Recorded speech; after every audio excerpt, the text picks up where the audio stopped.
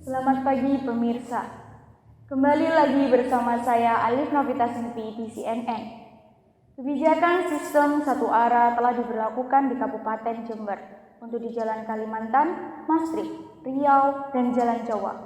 Lantas, bagaimana dampak pemberlakuan kebijakan sistem satu arah bagi masyarakat, terutama UMKM dan mahasiswa?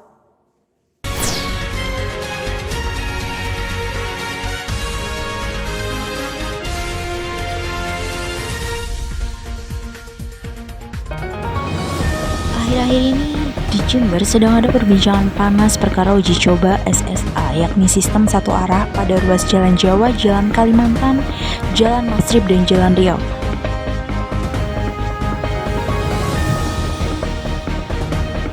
Hal tersebut terjadi mulai pada tanggal 2 Oktober 2023, yakni peraturan yang diberlakukan pada dua sesi pagi serta sesi sore, di mana hal tersebut menjadi titik puncak keramaian dan kerapatan pada arus lalu lintas di daerah Jember.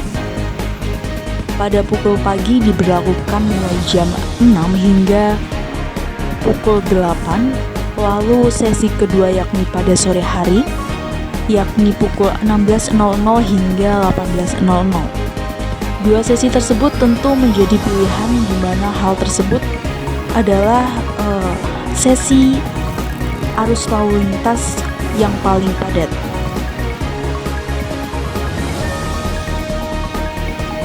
Seperti video yang tertera bahwa di sekitar ruas Jalan Jawa, Jalan Kalimantan, Jalan Masrib, dan juga Jalan Kalimantan terdapat beberapa titik ruas di mana hal tersebut diberlakukan arah jalan yakni menjadi satu arah, sehingga kendaraan hanya mampu melewati satu arah saja. Dan tentu hal ini juga berpengaruh terhadap UMKM sekitar, di mana hal tersebut mempengaruhi beberapa UMKM. Tidak hanya itu, juga arah yang semakin jauh untuk menuju ke arah universitas, bahkan tempat-tempat tujuan yang ingin dilalui. Selain itu, pengaruhnya juga dialami oleh sejumlah mahasiswa. Sebagian besar dari mahasiswa tersebut mengeluh akan adanya sistem pemberlakuan SSA ini. Dari BBM hingga jalan arus lalu lintas yang semakin jauh juga mempengaruhi pro kontra dari mahasiswa tersebut. Pemirsa, mari kita bergabung dengan saudari Kanesha yang sudah berada di Jalan Jawa. Selamat pagi Kanesha, bagaimana situasi di Jalan Jawa saat ini? Terima kasih Mbak Sinvi. Baik, sekarang saya sudah ada di Jalan Jawa dan saya akan melakukan wawancara terhadap beberapa narasumber tentang SSA yang berlaku pada kali ini. Mari kita cari. Permisi Mbak, boleh meminta waktunya sebentar? Untuk apa ya Mbak? Untuk wawancara tentang dampak yang terjadi pada SSA kali ini. Oh ya boleh Mbak. Mungkin agak ke sini ya Mbak. Ya. Oke. Baik, sebelumnya dengan Mbak siapa? Sasa. Mbak Sasa sendiri ini kesibukannya seorang pekerja atau mahasiswa atau lainnya? Saya sebagai mahasiswi di Universitas A. Oh, baik Mbak Sasa, saya ingin bertanya tentang pendapat Mbak Sasa tentang diberlakukannya SSA di Jember ini ya Mbak Sasa sebagai mahasiswa di Universitas A.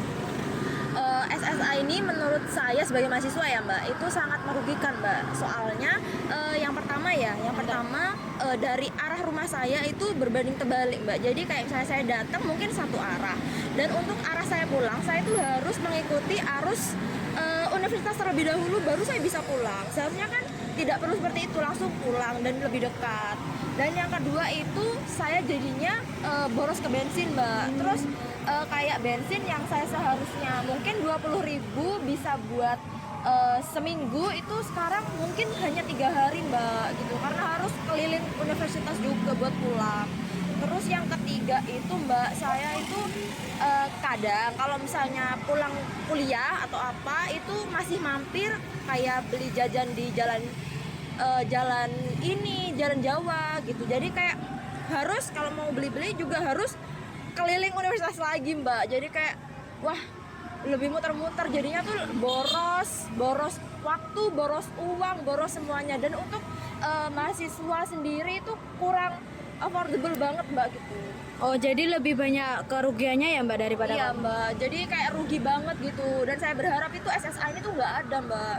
Baik, terima kasih ya Mbak Sasa atas pendapatnya dan atas waktunya. Mbak Sasa boleh kembali ke kegiatannya. Terima kasih Mbak. Terima kasih. Baik pemirsa, sekian dari pendapat Mbak Sasa. Mari kita mencari narasumber lainnya. Permisi Mas, boleh minta waktunya sebentar? Ya. Baik, sebelumnya dengan Mas siapa? Saya Ziad. Oh, Mas Ziyad sedang kesibukannya mahasiswa atau bekerja? Ya, saya mahasiswa di Universitas B. Oh, saya mau minta waktunya untuk memberi pendapat tentang SSA yang berlaku di Jember ini ya Mas, sebagai mahasiswa Universitas B ya? Ya, betul. Nah, menurut saya itu, bagi saya sih, cerita ya Mbak ya. Ya.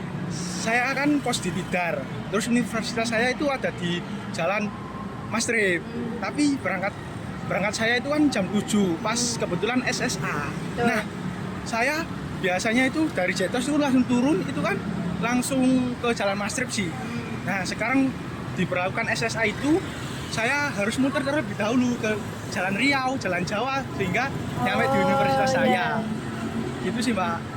Untuk saya kan, harapan saya bagi Pemkab sih bisa mempertimbangkan lagi untuk diterapkan SSA ini, karena saya juga perantauan, saya jauh dari kota sendiri. Untuk uang bensin, uang makan kan harus dibagi dengan bagus sih. Kalau nggak itu ya nambah lagi bensinnya. Tentunya mau muter kan, bensinnya juga nambah, seperti uang jajan juga nambah sih. Gitu. Ya, berarti menurut Mas Ziyad ini SSA sendiri merugikan ya untuk mahasiswa Mas?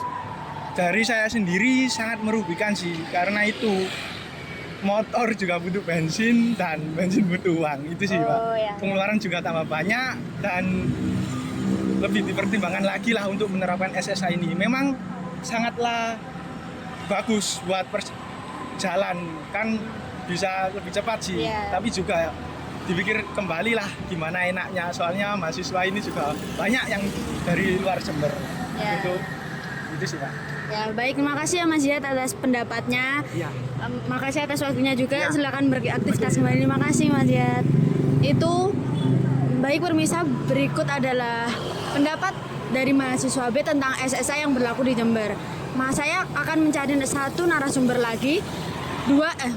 Maksud saya dua narasumber lagi tentang SSA ini. Mari.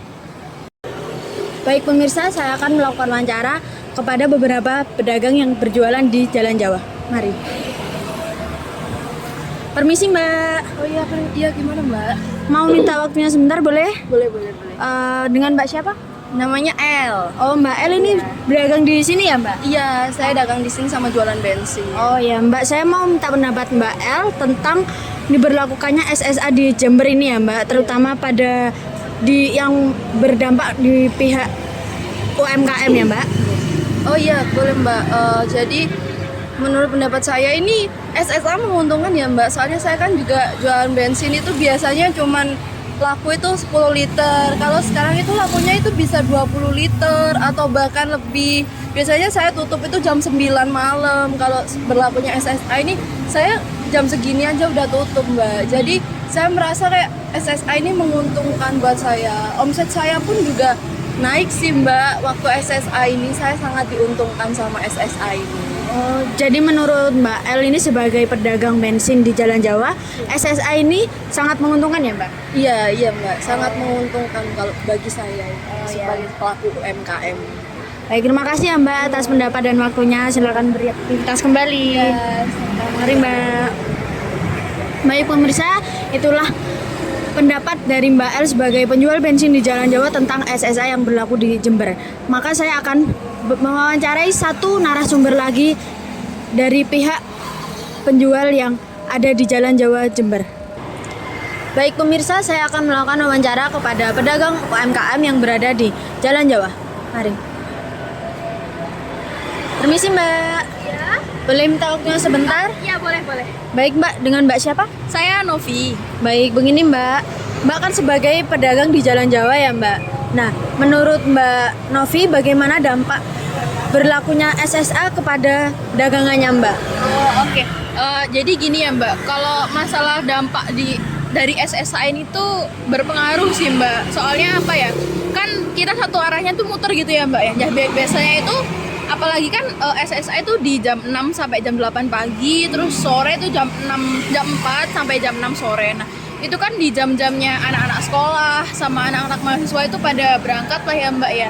Nah, yang biasanya tuh mampir dulu buat beli jajan atau apa. Nah, itu gara-gara SSA ini kayak mereka tuh jadi nggak deh, males gitu. Nah, otomatis nurunin omset saya juga Mbak. Ya gimana ya Mbak, soalnya kan sekarang tuh mereka tuh pasti pada mikirnya kayak capek muter dulu atau gitu kan nanti kepepet sama jam masuknya sekolah, masuknya mahasiswa juga. Jadi ya agak ya kalau dibilang merugikan Mbak.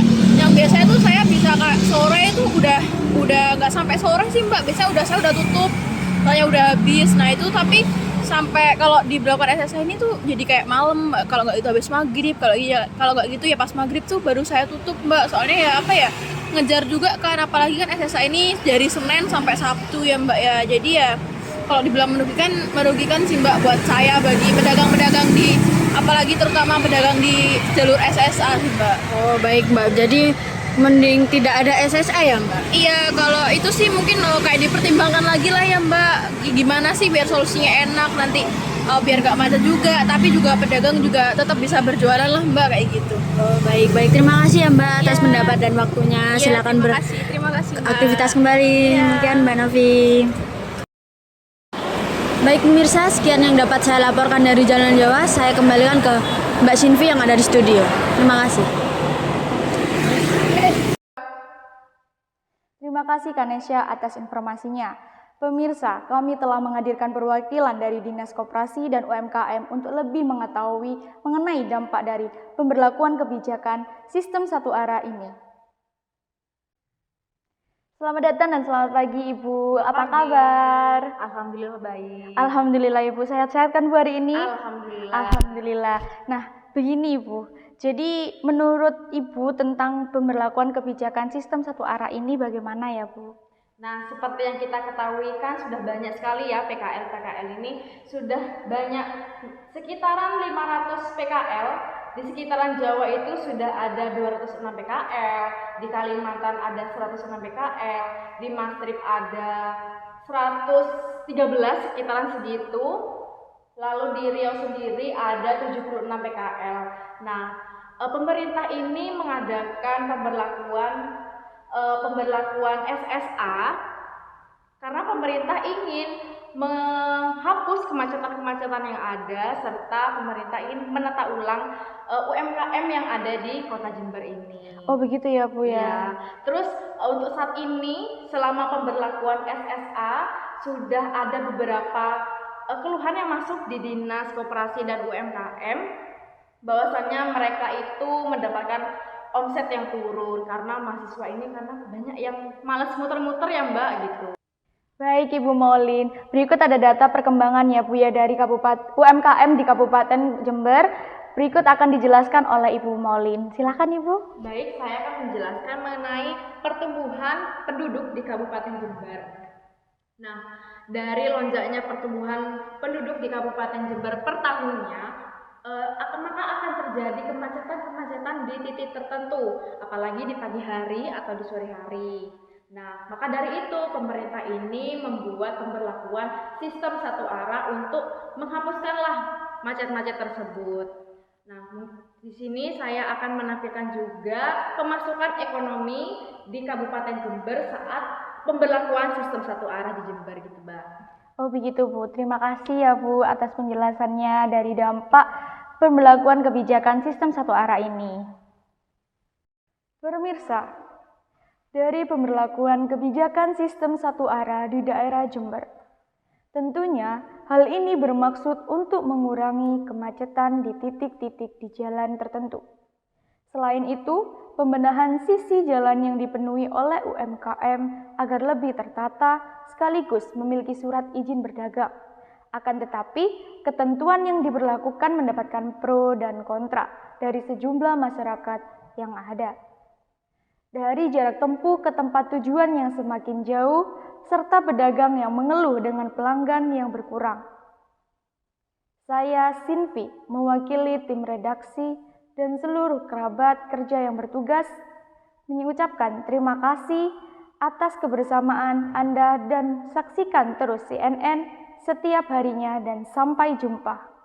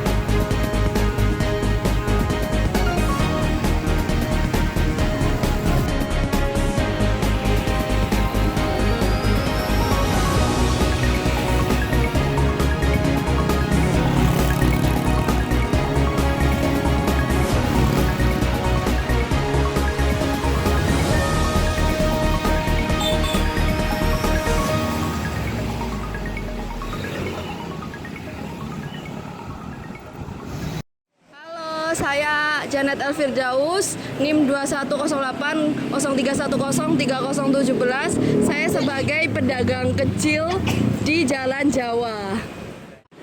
Saya Kanesha Nailal Karimah dengan NIM 210803 103029 sebagai reporter lapangan. Saya Anissa Salsabila Haryadi dengan NIM 21083103038. Saya sebagai mahasiswi. Halo, aku Maulinada dengan NIM 2108031031018 sebagai Dinas Koperasi dan UMKM. Saya Alif Novita Sinvi dengan NIM 210303039 sebagai reporter di studio. Saya Ahmad Jihad Kafid Bayaki dengan NIM 2108031031054. Saya berperan sebagai mahasiswa Universitas B. Halo, saya Novi Ramadhani Kiranasuti dengan NIM 210803103020. Saya sebagai pedagang di Jalan Jawa. Saya Lydia Purnamasari dengan NIM 220803103056 sebagai penulis narasi dan kameramen.